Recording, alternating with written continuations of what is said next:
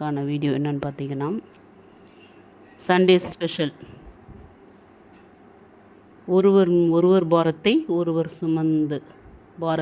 சுமப்பது. ஒருத்தருக்கு கஷ்டம் வந்தாக்கா நம்ம என்ன பண்ணுவோம்? நம்ம முடிஞ்ச அளவுக்கு நம்ம உதவி செய்யணும். ஓகேவா? இதுதான் நம்முடைய கிறிஸ்துவ நமக்கு ஆண்டவராகிய இயேசு கிறிஸ்து நமக்கு சொல்லி கொடுத்த அருமையான ஒரு வசனங்கள். நமக்கு நிறைய வார்த்தைகள், ஆண்டவருடைய வார்த்தைகள் வேதாகமத்தில் நிறைய இருக்குது. கலாத்தியர் 6ஆம் அதிகாரத்தில் அழகாக நிறைய வார்த்தைகள் ஆண்டவர் கொடுத்துருக்கிறாரு. ஒருவர் பாரத்தை ஒருவர் சுமந்து இப்படியே கிறிஸ்துவனுடைய பிரமாணத்தை நிறைவேற்றுங்கள் அப்படின்னு சொல்கிறார் ஆண்டவர். ஒருவர் பாரத்தை ஒருவர் சுமக்க வேண்டும். பாருங்கள், ஒருவன் தன் ஒன்றுமில்லாததும் தன்னை ஒரு பொருட்டென்று எண்ணினால் தன்னை தானே வஞ்சிக்கிறவனாவான். மோசம் போகாதிருங்கள், தேவன் தம்மை பரியாசம் பண்ண மாட்டார். மனுஷன் எதை விதைக்கிறானோ அதையே அறுப்பான். ஆகையால் நமக்கு கிடைக்கும் சமயத்திற்கு தக்கதாக யாவருக்கும் சுவிசேஷமாக விசுவாச குடும்பத்தாருக்கு நன்மை செய்ய கடவும். ஆமீன். ஆண்டவருடைய வார்த்தை பாருங்கள், விசுவாச குடும்பத்தாருக்கு நன்மை செய்ய கடவும்.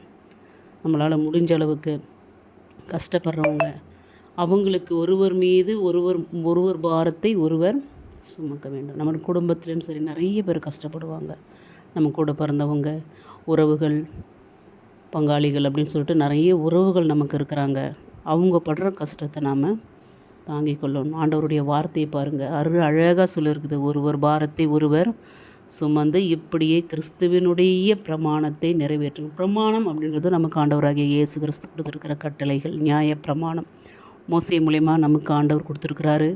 இஸ்ரவேல் மக்களை வழிநடத்தின தேவன் நம்மளையும் வழி நடத்தி கொண்டு இருக்கிறார்.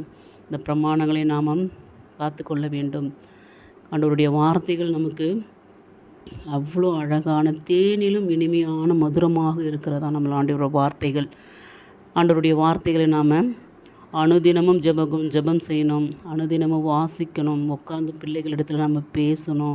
பிள்ளைகளுக்கு இந்த காலத்தில் நமக்கு இருக்கிற பிள்ளைகள் உலக பிரகாரமாக தவறான காரியங்கள் ஈடுபட்டுருக்குறாங்க. ஸோ நம்ம பிள்ளைகளுக்கு நாம் எடுத்து சொல்லணும். நம்ம பெற்றோர்களுக்கு கற்றுக்கிட்டு, நம்மளை உறவுகள் இடத்துல நம்ம கற்றுக்கிட்டது, வெளியும் சரி ஆலயத்திலும் சரி நிறைய நம்ம மீட்டிங்கெல்லாம் போய் அட்டன் பண்ணுவோம். நம்மளுக்கு கிறிஸ்தவ மீட்டிங்ஸ் நிறைய போய் அட்டன் பண்ணுவோம்.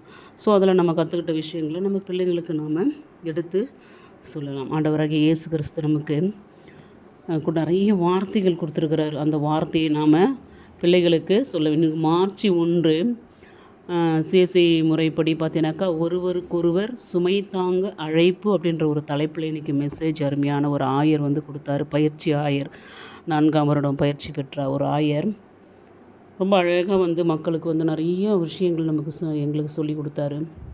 அதை நாங்கள் கற்றுக்கிட்டோம்.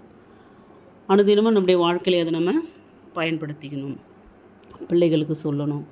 நம்ம எழுந்துக்கும் போது, போகும்போது, நடக்கும்போது, உட்காரும்போது சொல்லணும். அப்படியே கூட ஒரு இன்றைய நாளுக்கான முதலாம் வேத பகுதியில் பார்த்திங்கன்னா நிறைய விஷயங்கள் நமக்கு சொன்னாங்க. 1 ராஜாக்கள்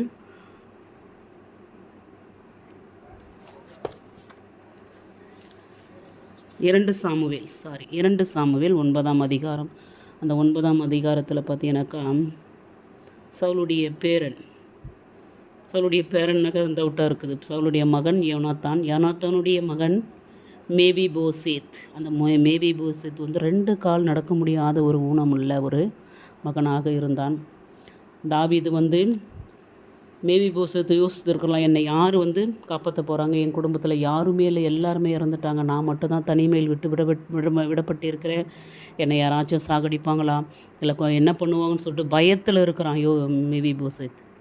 தாவீது என்ன பண்ணுறாரு? தாவீது ராஜா ஆள் அனுப்பி மேவிபோசேத் யோனாத்தான் குடும்பத்தில் யாருன்னா இருக்கிறாங்களான்னு சொல்லிட்டு கேட்குறாங்க.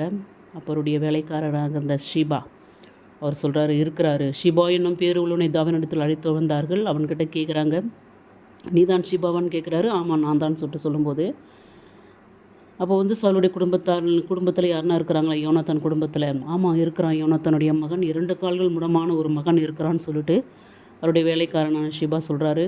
உடனே நீங்கள் போய்ட்டு அவனை அந்த ஷிபா கிட்ட சொல்கிறாரு, நீங்கள் போய் கூட்டிகிட்டு வாங்கன்னு சொல்லிட்டு. அப்போது அவர் எங்கே இருக்கிறான்னு பார்த்தீங்கன்னாக்கா, லோதேபார் அப்படின்ற ஒரு இடத்துல அம்மியேலின் குமாரனாகிய மாகீரின் வீட்டில் இருக்கிறான்.